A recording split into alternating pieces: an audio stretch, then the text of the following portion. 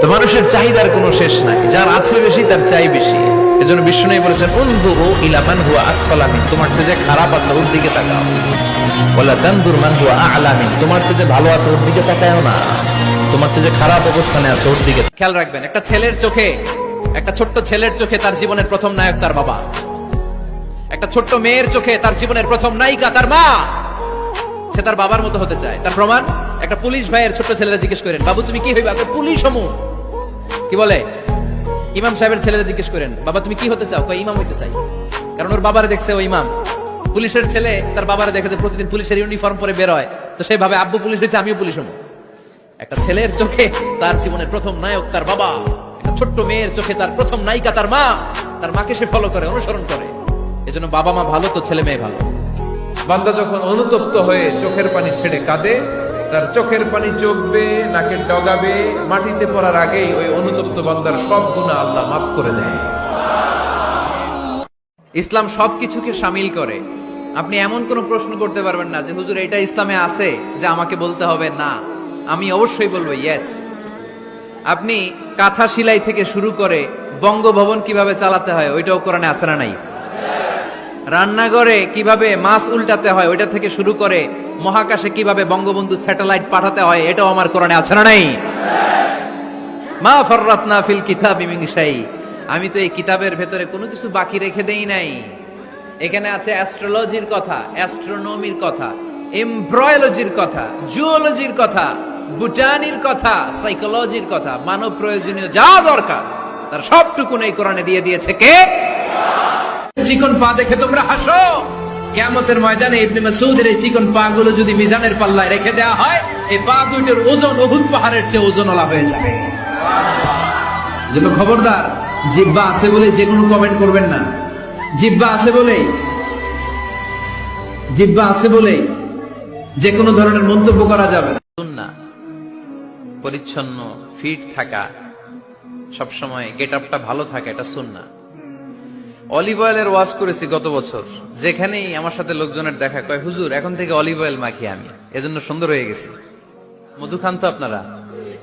মধু, খাঁটি মধু পাওয়া যায় এলাকায়, খুব পাওয়ারফুল খাবার। কিন্তু সাইবেরিয়ান এলাকায় ওরা মদ খায়। জিজ্ঞেস করলাম কেন? কয় খুব ঠান্ডা। আমি বললাম মধু খাইও, আরো বেশি গরম হবা। মদ খেলেও শরীর গরম হয়, কিন্তু মধু খেলে তার চেয়ে বেশি গরম হয়। আল্লাহর দেয়া সবচেয়ে দামি গিফট হচ্ছে আমাদের সময়।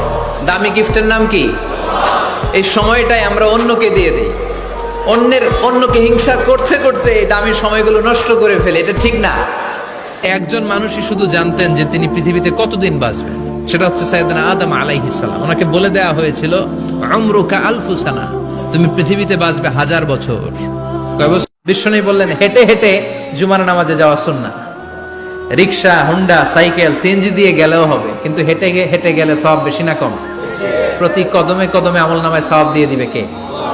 এরপরে বিশ্বনবী বললেন আদামু তাখাত্তি রিকাবান নাস, মানুষের ঘাড় ডিঙ্গিয়ে সামনে না যাওয়া সুন্নাহ।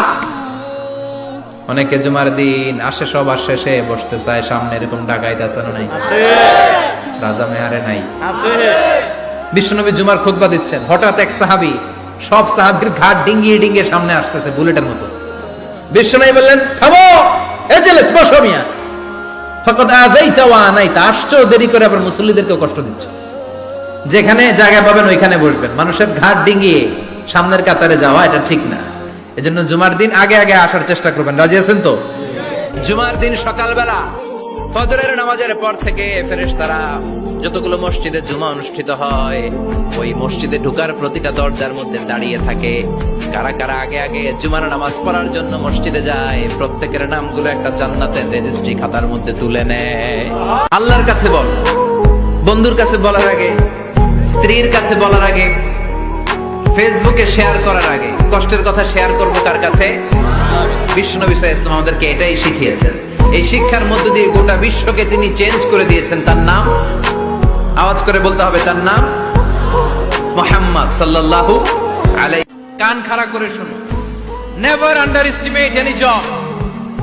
কোন চাকরিকে ছোট করে দেখা যাবে, whether it's small or big, you don't care, এটা কেয়ার করা যাবে না। ছোট্ট চাকরি পাইলে ঢুকে যাবা, বড় অফার আসলে পরে ঢুকবা, এটা ছোট কাজ, এটা হোটেলের ওয়েটার, এটা ছোট্ট স্টাফ, এটা কেরানি না, কাজ কাজই।